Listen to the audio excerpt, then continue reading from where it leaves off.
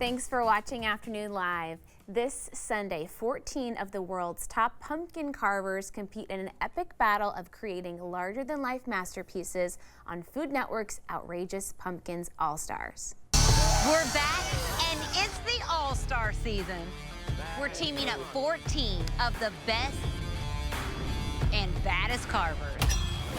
These devilish all-star duos return to the field to carve, grate, and scare their way to victory. The team that slashes and smashes the competition will walk away with $50,000. Oh! This is Outrageous Pumpkins All-Star Edition.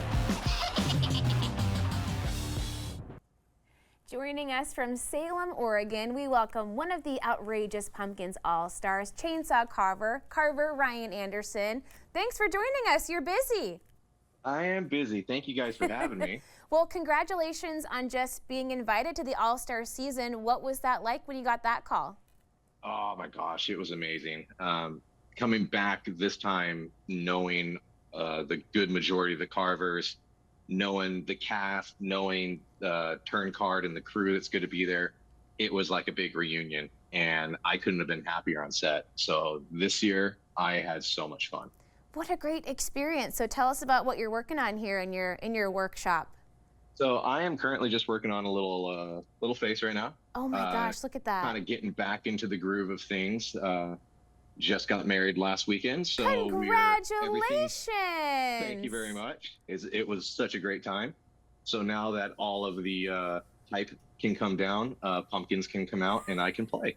Back to pumpkin carving. Well, hey, 2024 is your year so far, I think. So take me back in time, because as a chainsaw carving artist, how do you go from carving wood to becoming so renowned for your pumpkin carving? Complete accident. I was asked, I was sent an email from the casting department for a turn card and Outrageous Pumpkins. So we did all the interviews, went through the process and everything, never heard anything back for months. And it was November 1st of 2020, and I got a phone call and they said, hey, would you like to come and do the show? We would love to have you. And I said, yeah, great, sounds good. Let's just let me know when the schedule is, and I'd love to come do it. And they're like, no, you don't understand. You leave in 6 days. So basically I had to go from that and to grab as many tools as I had, because at that time I wasn't much of a pumpkin carver. I would just do it with family and friends, as most would. But I thought, hey, I could take my chainsaw carving skills and adapt that to any pumpkin. I don't see why I can't be successful that way. And it worked out to my favor. I would say that's a winning attitude that took you to the finish and your first outing on a pumpkin carving competition show. That is crazy. Well, so tell me about how you come up with these designs, and you've got these tools as a trade here. What's similar and what's different about your wood carving process? So the wood carving process to pumpkins is very similar in the sense of your steps. There is a blocking stage, there is a refining stage, there's a detail stage.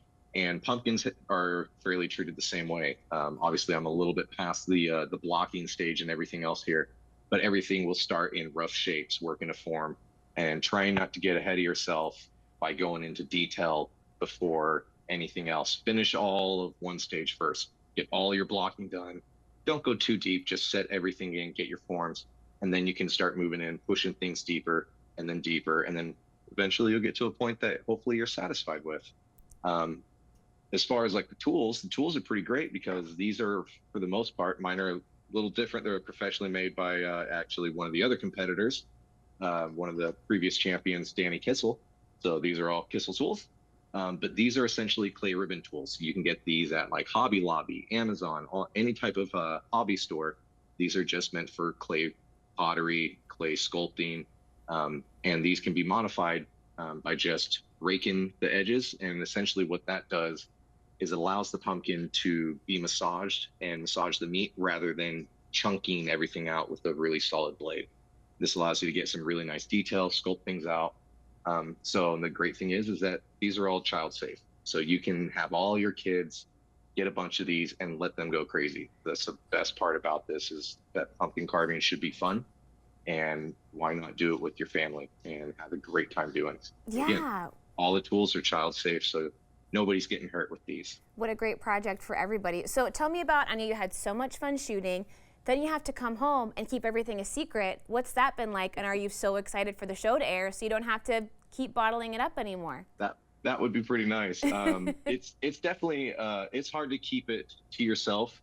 Luckily, you have the rest of the cast we have a group chat that's always blowing up, and it's cool because you can chat with them, and so it's, even though it's still a secret, we know everything that happened behind the scenes and the bloopers, and so we talk about those and wonder, oh, what's gonna make it?